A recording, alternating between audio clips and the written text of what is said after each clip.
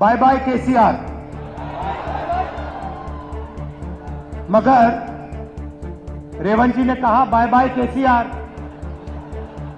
मगर जो पैसा इन्होंने लूटा है उसके बारे में क्या होगा?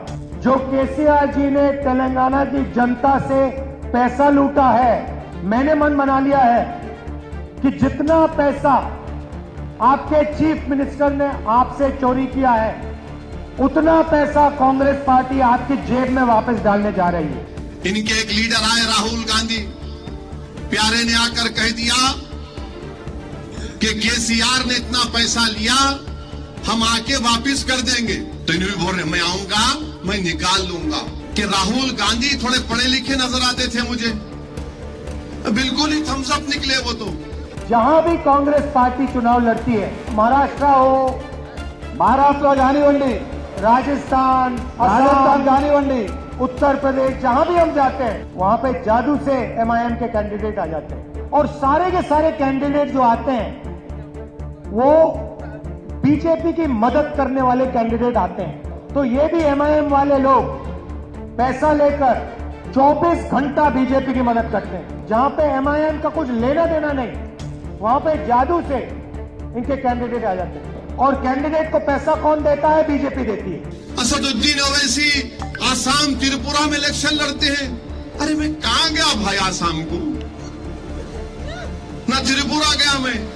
आप जाओ बोले तो जाता हूं मैं, अब तो मेरे को जाना पड़ेगा। हर अनेक तोते की तरह कोई लिख दिया इनको, स्टेनोग्राफर इनको पढ़ के सुनाते। अरे अपने दिमाग पे जोर डालो, फर्स्ट फ्लोर है नहीं है? नहीं, मंजलिस को पैसे मिलते, बीजेपी पैसे देती मंजलिस को। राहुल गांधी तुम नहीं जानते हम लोगों को, हमारे पास जो दौलत है राहुल गांधी तुम्हारे पास नहीं है। हमारे पास सबसे बड़ी दौलत यह है कि हम कमली वाले को अपना आका मानते हैं, वो तुम्हारे पास नहीं है दौलत को। और तुम अपना इलेक्शन हार गए तो कितने पैसे लेके इलेक्शन तुम हारे राहुल गांधी अमेठी में? कांग्रेस पार्टी के वादे, कांग्रेस पार्टी के झूठ, उसकी एक लंबी तारीख है। उसको अगर बयान करना शुरू करूं तो शायद 10 बजे से पहले तकरीर को खत्म करना है वो जरा मुश्किल हो जाएगा।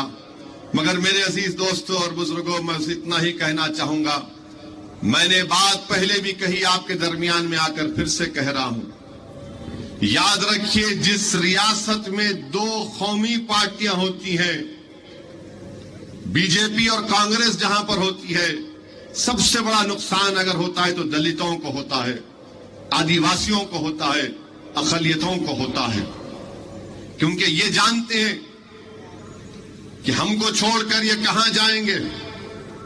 और बीजेपी को जरूरत नहीं है, बीजेपी अपने हिंदुत्व के प्रोग्राम को लेकर आगे बढ़ चुकी है। जहां पर तीसरी कुव्वत होगी तो बैलेंस ऑफ पावर आपके हाथ में होता है, कुव्वत आपके हाथ में होती है, तवाजुन आपके हाथ में होता है। अगर 2 पार्टी कौमी पार्टियां रहेंगे, मुझे अल्लाह सुब्हानहू तआला ने मौका दिया मुल्क के कोने कोने में जाने का। मैं मध्य प्रदेश को जाकर देखा, राजस्थान को जाकर देखा, बड़ी बड़ी रियासतों में जाकर देखा। वहां पर यही देखने में आता कि जहां पर 2 कौमी पार्टियां होती हैं वहां पर अक़लियतें को बर्बाद कर दिया जाता है। आप बोलेंगे उत्तर प्रदेश में समाजवादी है, समाजवादी अब नहीं रही, समाजवादी पार्टी नहीं रही, उसकी ताकत कुव्वत खत्म हो चुकी है। मेरे अजीज दोस्तों और बुजुर्गों, इसीलिए आपसे कह रहा हूं कि यहां हमारे पास एक तीसरा प्लेयर है, यहां हमारे पास मंजलिस एक चौथा प्लेयर है आपका। इस बैलेंस को बरकरार रखिए। वोट देना आपका काम है, आपको समझाना, आपसे गुजारिश करना, आपको ये बताना मेरा फरीजा है, मैं आपको बता रहा हूं। अगर 2 कौमी पार्टी बन जाएंगे तो याद रखिए हम इनके पैरों का फुटबॉल बन जाएंगे। ये सिर्फ हमसे डरा डरा कर वोट हासिल करते रहेंगे। क्यों? यहां पर एक तीसरा प्लेयर है, इस बात को आप याद रखो। अगर ये 2 कौमी पार्टी के आप जाएंगे नहीं, कर्नाटका में क्या हो रहा? कर्नाटका में जब से कांग्रेस आई वहां पर बिजली नहीं है, वहां पर किसानों को पानी नहीं है। रिजर्वेशन बीजेपी ने निकाला, 6 महीने में एक कानून नहीं बना सके कि दोबारा मुसलमानों को रिजर्वेशन दिया जा सके कर्नाटका में। जज्बात से खेलते रहेंगे, हमारे बच्चों का मुस्तकबिल बर्बाद हो जाएगा। और जब कभी भी कांग्रेस इख्तिदार में थी, आंध्र प्रदेश में फसादात होते रहे। इसी जमीन पर फसाद हुआ, संगारेड्डी में, हैदराबाद में फसाद हुआ। हर साल में कुछ ना कुछ होता, मगर अल्हम्दुलिल्लाह पिछले 9 साल से तेलंगाना में अमन है। तेलंगाना तरक्की कर रहा है, यकीनन और करना है किसानों के लिए, गरीबों के लिए। मैं ये नहीं कह रहा हूं कि पूरा काम हो गया, बहुत करना है, मगर अगर आप मजमूई तौर पर देखेंगे तो तेलंगाना में काम हुआ है। इस काम को लेकर आगे बढ़ना है। कांग्रेस जहां प्रदेशों में है वहां पर फसाद होता। आप बोलेंगे मिसाल दो, राजस्थान की मिसाल ले लो। जुनैद नसीर को राजस्थान में घाटमीका से किडनैप करके हरियाणा ले जाकर उनको जिंदा जला दिया जाता है। वहां का चीफ मिनिस्टर नहीं जाता। उन घर वालों से मिलने के लिए मैं हैदराबाद से निकलकर दिल्ली से गाड़ी में जाता हूं, जुनैद और नसीर के घर में जाकर मिलता हूं। वहां का कांग्रेस का चीफ मिनिस्टर कब गए? अशोक गहलोत 25 दिन के बाद गए, जिंदा जला दिए थे जुनैद नसीर को। कितने पैसे दिए? 5 लाख रुपए। 15 लाख बोले, 5 लाख मिले अभी तक। और वही एक और टेररिस्ट का वाकया हुआ था। किसी लोगों ने जाकर एक कन्हैया लाल, एक टेलर को उसका कत्ल कर दिया, 50 लाख दिए। अच्छा करे, यहां भी देना था। जुनैद नसीर को मारने वाले भी टेररिस्ट हैं, कन्हैया लाल को जो मारा वो टेररिस्ट है। यहां हैदराबाद में, तेलंगाना में आपकी एक पार्टी है मजलिस। यहां पर 2 कौमी पार्टियां नहीं है, एक तीसरा प्लेयर है जिसका नाम केसीआर है। बैलेंस ऑफ पावर आपके हाथ में है, आपके हाथ में हर चीज है। इसीलिए फौरन हुकूमत ने काम किया। राजस्थान में क्यों नहीं किया? बताओ मेरे को, आप बताओ, पूछो, आप अपने आप से सवाल करो। आप वोट डालने से पहले सेक्रेटेरिएट की मस्जिद को शहीद किया गया, गलत हुआ। ये कांग्रेस वालों से पूछो आप, इन्होंने रेजोल्यूशन पास नहीं किया था अपनी पार्टी में कि दोबारा बाबरी मस्जिद को बनाएंगे। पूछो इनसे, आप तुमने पास किया था नहीं किया था? अपने पार्टी में पास किया था तुमने, सीडब्ल्यूसी में। हमने सेक्रेटेरिएट में दोबारा उस जगह पर उस मसाजिद को तामीर किया। क्यों किया? क्योंकि आपके पास बैलेंस ऑफ पावर है, आपके पास ताकत है। यहां पर 2 प्लेयर नहीं, 3 प्लेयर है, 4 प्लेयर है। कुव्वत आपके पास है, इसीलिए आप काम करवा रहे हैं।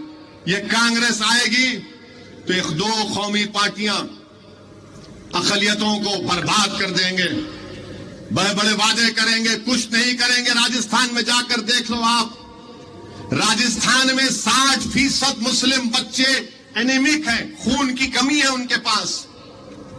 मैं स्टडी करवाया पूरी। आप बताइए क्या हो रहा है वहां पर? मगर यहां पर इनके बड़े बड़े लोग आते हैं, बुलंदबांग दावे करते हैं। इनके एक लीडर आए, राहुल गांधी, प्यारे ने आकर कह दिया कि केसीआर ने इतना पैसा लिया, हम आके वापिस कर देंगे। माने ये मोदी 2 हो गया। ये 2014 में मोदी बोले थे 15 लाख हर एक के अकाउंट में डालूंगा। वो 15 लाख की जगह 15 पैसे नहीं आए तो इन्हों बोले भाई उसका डायलॉग मैं मार लेता हूं। तो इन्हों बोल रहे मैं आऊंगा, मैं निकाल लूंगा। ये जो काम जो मैं आपके सामने रखा हूं, बताइए ये काम किसके फायदे किसका फायदा हो रहा है? किसके बच्चे पढ़ रहे हैं? गरीबों के बच्चे पढ़ रहे हैं। उन गरीबों के बच्चे पढ़ रहे हैं जिनके माँ बाप ऑटो ड्राइवर हैं, ठेला बंडी पे तरकारी बेचते हैं, फ्रूट बेचते हैं। चंद्रायन गुट्टा में टेमरिस का स्कूल खोला गया, वहां से 3 बच्चे मेडिसिन गवर्नमेंट के महबूबाबाद के मेडिकल कॉलेज में गवर्नमेंट के मेडिकल का एडमिशन मिला। मेरे पास आए बच्चे, आके बोले साहब हमको मेडिकल कॉलेज, गवर्नमेंट के मेडिकल कॉलेज में मिला। हम चंद्रायन गुट्टा के टेमरिस में पढ़ते, हमको अखराजात होना हमारे को बहुत मुश्किल है, खर्चे हैं किताबों के, रहने के। मेरा अच्छी बात है, कल आओ तुम। तो उसमें से एक तीसरा बच्चा खामोश मेरे पास आकर बोला, सद साहब मैं एक बात बोलूं, आप बुरा नहीं मानते? मेरा बोलो बेटा। बोले साहब मैं हिंदू हूं, मुसलमान नहीं हूं, मेरे को भी देते क्या आप? उसकी आंख में आंसू थे। मैं उठा, उसका हाथ पकड़ा, बोला बेटा तू गरीब का बेटा है, तेरा बाप क्या करता है? बोले मेरा बाप मैकेनिक है। मेरे ख्याल से ओल्ड करीमनगर जिले का था बच्चा। मेरा तू भी आकल। उन तीनों को मंजलिस ने अपने ट्रस्ट से 1-1 लाख रुपए दिए। ये हम नहीं देखे कि कौन हिंदू मुसलमान है, दिए। वो दिए तो मालूम हुआ कहीं पर आदिलाबाद या आरमूर के 2 बच्चियां दूसरे दिन आ गए, हम क्या बुरा किए? मैंने आपका क्या हुआ? बोले हमको ही मिला। बोला तुम भी लो, हम तो पढ़ाना चाहते। मेरा मानना यह है कि जब तक भारत में दलित, मुसलमान, आदिवासी पढ़ेंगे नहीं, आप लीडर नहीं बनेंगे। जब तक आप पढ़ेंगे नहीं, काबिल नहीं बनेंगे, आप इन जालिमों से मुकाबला नहीं कर सकते। ये मजलिस काम कर रही है, इसीलिए कांग्रेस को बड़ी तकलीफ होती है। अच्छा, तकलीफ तो हुई, अच्छी बात है, मगर ये क्या बात है कि राहुल गांधी थोड़े पढ़े लिखे नजर आते थे मुझे? बिल्कुल ही थम्स अप निकले वो तो। असदुद्दीन ओवैसी आसाम, त्रिपुरा में इलेक्शन लड़ते हैं। अरे मैं कहां गया भाई आसाम को? ना त्रिपुरा गया मैं। आप जाओ बोले तो जाता हूं मैं, अब तो मेरे को जाना पड़ेगा। हर अनेक तोते की तरह कोई लिख दिया, इनको स्टेनोग्राफर इनको पढ़ के सुनाते। अरे अपने दिमाग पे जोर डालो, फर्स्ट फ्लोर है नहीं है? सोचो, हजरत गूगल पे जाके देखो, इन असम लड़े नहीं लड़े, त्रिपुरा लड़े नहीं लड़े। नहीं, मंजलिस को पैसे मिलते हैं, बीजेपी पैसे देती मंजलिस को। राहुल गांधी तुम नहीं जानते हम लोगों को, हम रसूल अल्लाह सल्लल्लाहु अलैहि वसल्लम के उम्मती हैं, हम उनके गुलामों के गुलाम हैं।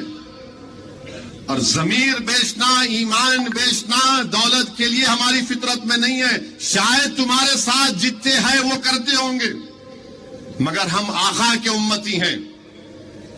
हमारे पास जो दौलत है, राहुल गांधी तुम्हारे पास नहीं है। हमारे पास सबसे बड़ी दौलत यह है कि हम कमली वाले को अपना आका मानते हैं। वो तुम्हारे पास नहीं है दौलत को। तुम कौन सी दौलत की बात कर रहे हो?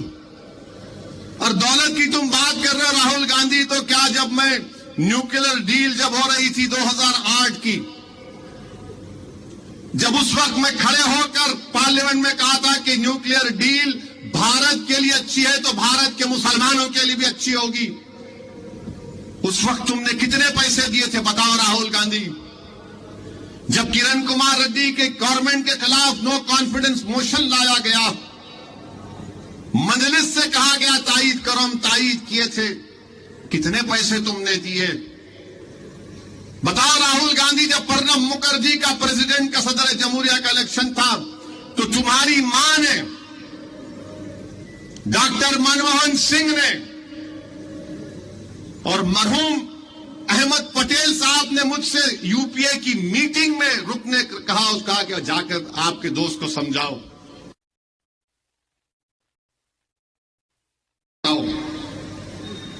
बताओ, बोलो कितने पैसे दिए तुम? और तुम अपना इलेक्शन हार गए तो कितने पैसे लेके इलेक्शन तुम हारे राहुल गांधी अमेठी में?